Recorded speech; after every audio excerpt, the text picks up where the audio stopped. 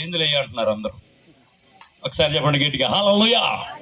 మనం దేవుని సన్నిధిలో ఉన్నాము. దేవుడు ఆయన భక్తుల మరణము ఆయనకి ఎంతో విలువైనది. సో అనిత గారు ప్రభునందుండి మృతి చెందారు గనుక ఇది ఆనందమా బాధ ఎందుకు చెప్పండి, మీరు చెప్పండి. ఆనందమా, సంతోషమా, బాధకరమైనటువంటిదా?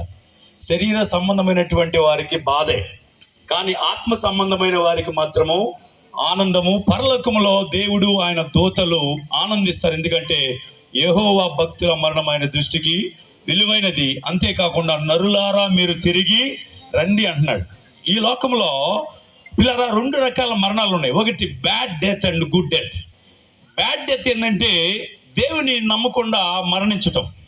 గుడ్ డెత్ ఏంటంటే చాలా మంది అన్ని సంపాదించుకొని అన్ని ఉంచుకొని రోగం కూడా లేకుండా వాళ్ళు అనుకుంటారు గవకం చనిపోతే అబ్బా మంచి మరణం పొందింది అనుకుంటారు చాలా మంది.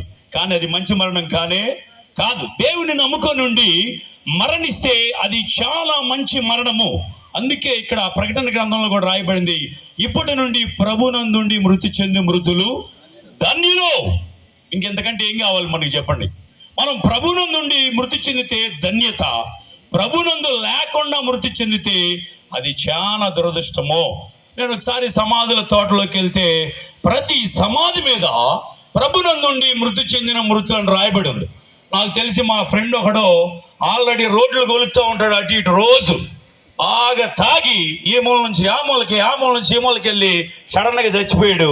వాడికి కూడా అక్కడ ప్రభునందుండి మృతి పొందిన మృతులు ధన్యులని రాశారు వాడికి కూడా. అది కరెక్టేనంటారా?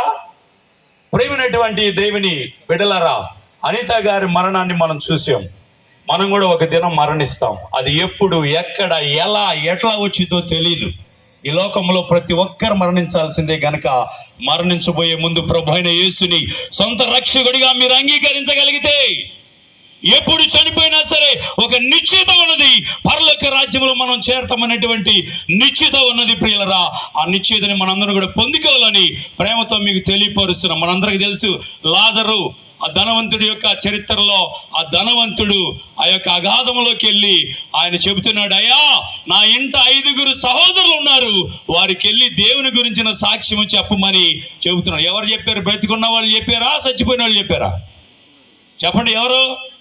బ్రతికున్న వాళ్ళు చనిపోయిన వారిని జ్ఞాపకం చేసుకుంటారా? చచ్చిపోయిన వాళ్ళు బ్రతికున్న వారిని జ్ఞాపకం చేసుకుంటారా? ఎవరు జ్ఞాపకం చేసుకుంటారు? ఎవరు చెప్పట్లేదు మీరు. చచ్చిపోయిన ఆయన జ్ఞాపకం చేసుకున్నాడు వాళ్ళ అన్నదమ్ములను. ఇదైతే జ్ఞాపకార్థ కూటం, చనిపోయిన ఆమె కాదు ఇది.